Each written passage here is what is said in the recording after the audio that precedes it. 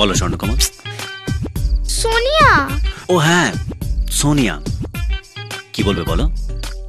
দেখো আমি কিন্তু খুব স্পষ্ট কথার মেয়ে, খুব মডার্ন। ভালো। মনের কথা একদম চেপে রাখতে পারি না। খুব ভালো। তোমাকে প্রথমবার দেখেই আমার ভালো লেগে গেছে, আর যখন শুনলাম তোমার কেউ নেই তখন তখন তোমার একাকিত্ব আমার মন ছুঁয়ে গেছে। আর আজ আজ যখন তুমি আমাদের পরিবারের জন্য লড়াই করলে তখন তোমার সাহস থেকে আমি মুগ্ধ হয়ে গেছি।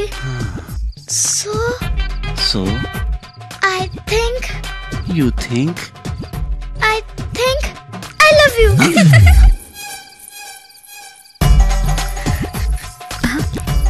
হে ভগবান, আমার যে কি হলো, ওকে দেখলে কেমন পাগল পাগল লাগে। কি হয়েছে রে? কি হলো বলবি তো? দিদি দিদি তুই আমাকে হেল্প করবি তো প্লিজ? তুই ছাড়া আমার আর কে আছে বল? তুই তো আমার একমাত্র আশা ভরসা, তাই না? ঠিক আছে, কিন্তু ব্যাপারটা কি বলতো? বল না কি হয়েছে। দিদি I think You think?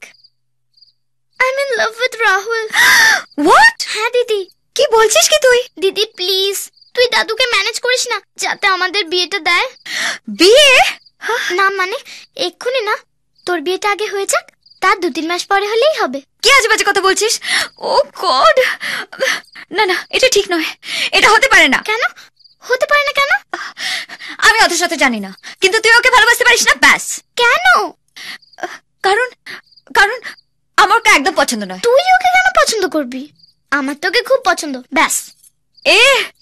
O god, please please দিদি তুই আমাকে ভালোবাসিস না? প্লিজ যে কোনো ভাবেই হোক দাদুকে একটু ম্যানেজ করিস যাতে আমি রাহুলকে বিয়ে করতে পারি। প্লিজ প্লিজ আমার মিষ্টি দিদি। তুমি যে